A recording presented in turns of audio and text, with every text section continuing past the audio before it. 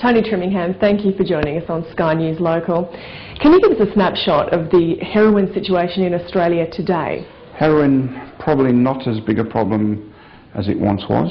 Certainly when my son became involved in 1995-96, it was pretty widespread, it was growing, there was lots of it about and quite cheap and quite pure. About 2000, things changed. Imports to Australia dropped dramatically, and we had what was called the heroin drought, but it in fact was a heroin shortage. Reality is that there is far less of it about, it is less pure and it's more expensive.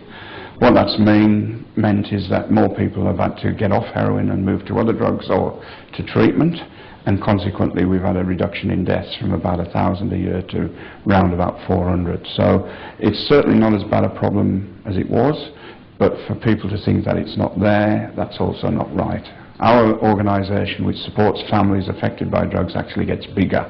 So although heroin isn't a big problem as it was years ago, other drugs have taken its place, certainly the amphetamines and stimulant type drugs, and particularly illicit use by young people of alcohol. When we talk about these statistics, obviously every one of those statistics actually has a human face attached to it, and there are the family around them. You lost your son to heroin. Can you tell us about that? Certainly. I mean, my son was a bright star. He was a good sportsman, very well liked, leadership qualities.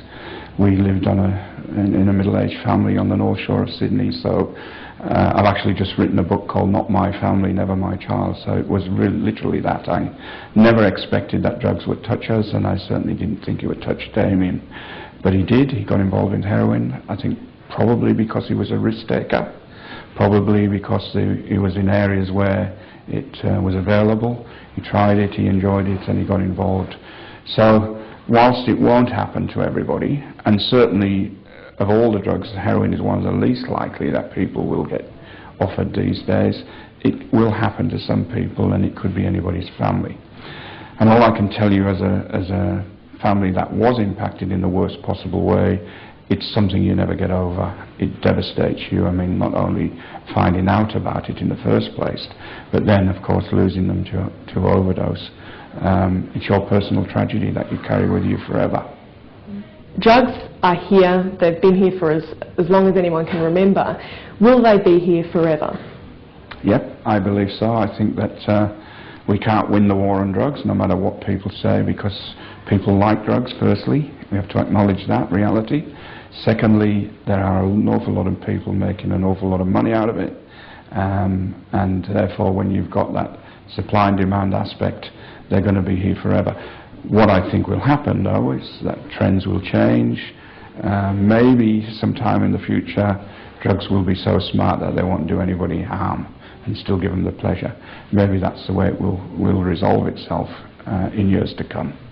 So if we can't win the war on drugs, then what do we do about it? I believe we have to take some really radical moves. I think, I don't expect it to happen, mind you, but I think, really brave politicians need to stand up and be counted. We have the climate change issue, which now everybody's kind of starting to embrace, and that's causing a lot of conflict. I think drugs is another issue like that, but unfortunately it hasn't got champions yet amongst the politicians. So I think in the meantime, people like me and other people who believe the way I do have to stand up and say we have to minimise the damage. We have to make sure that people are aware of what they're doing. We have to put more money into law reform and policies that are going to keep people safer and therefore prevent the tragedy of people losing their lives. You have spoken out about decriminalising drugs, and you have been pro this. What are the benefits in that?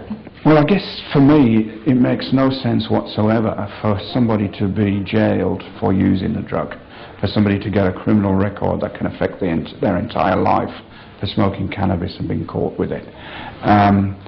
We know from research that $1 spent on treatment equals $7 spent on law enforcement and prison.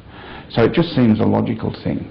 Now, where it becomes complex is when people commit crime to use drugs. And there again, I think if we decriminalised it and had them available and had some sort of means of people obtaining them without having to commit crime, then I think we'd take away the crime element.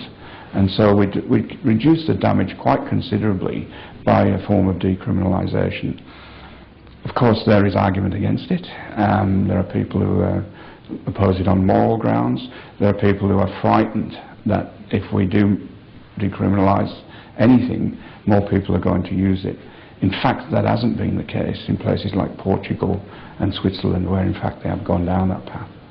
Now, you mentioned some of the countries there which have decriminalised drugs. Do we have actual evidence that it is working for them?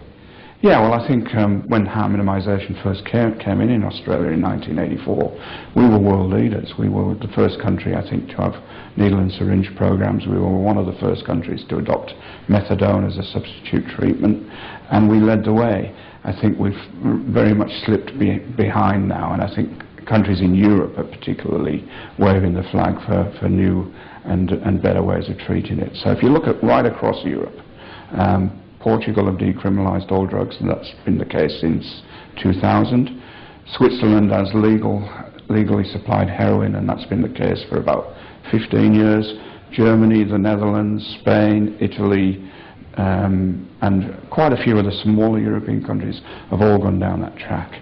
And nobody really has suffered any more in those countries than anywhere else in the world. In fact, I would suggest that their countries are better off, much better off, than places like the United States, who have continued to fight the war on drugs. And in doing so, have not only damaged their own population, but have really made narco-states out of most of South America and places like Mexico. And quite interestingly, Mexico has just decriminalised drugs too, as a result of the damage that illicit drug use is doing to that country. Do you think perhaps that the US is having an influence on our policy? Has always had an influence on our policy. Australia, a lot of people don't realise this, but heroin was legal in Australia till 1954.